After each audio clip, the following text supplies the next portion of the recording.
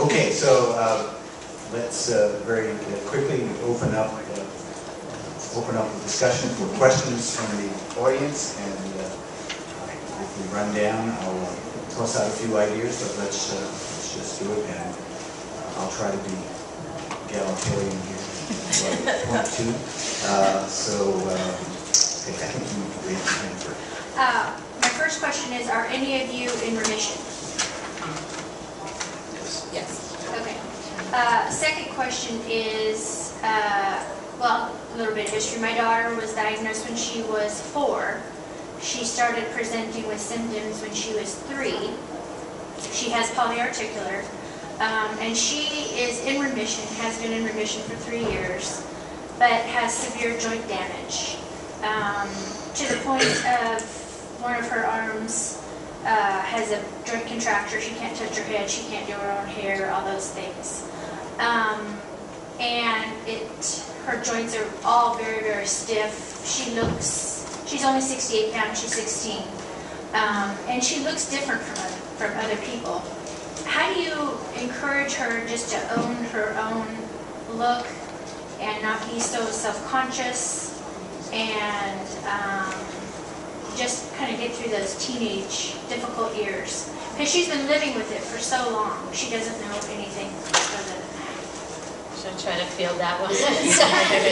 That's probably to be honest, personally, I struggled with it for a long time, and I don't feel like I really came to grips with it or began to accept it until I was in college.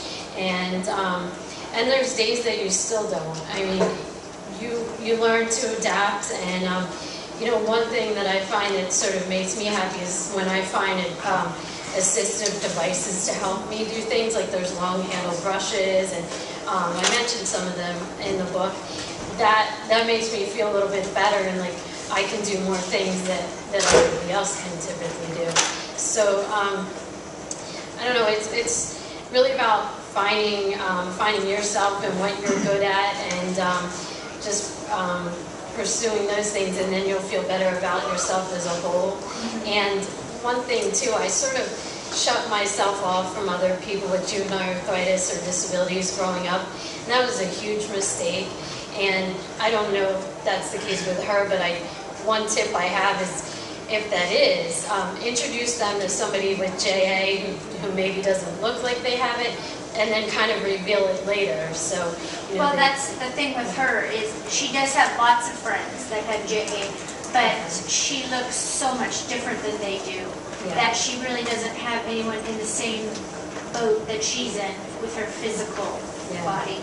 I feel like that a lot too, and I think just as you get older it gets easier, but you know, I still have my bad days where it bothers me.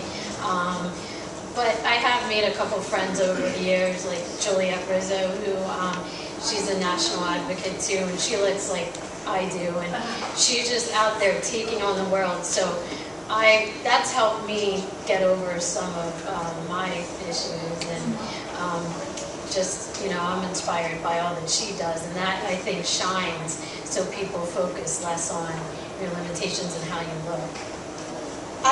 For the camp that I work at in New Jersey, we have a young camper who just turned 14, and she has also severe joint damage and looks different than the other girls in her cabin. And one of the important things that your daughter can do is just to really be outgoing, because if they think that she's younger, they're not going to go up to her and try to be friends with her.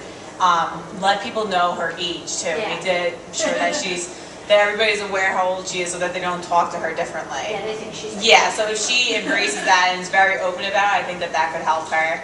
I was actually just asked if I wanted crayons at Outback Steakhouse. She gets that asked all the time. Did you take them? Yeah, and I'm 30. So, but that's why it's good to have a support network, because I immediately started texting my friend, do you believe this? So, how long have you actually been in a chair? I think it was towards the end of my elementary school years. Yeah, that's my mom. So I told her to sit up front in case I couldn't remember something. Okay, thank you.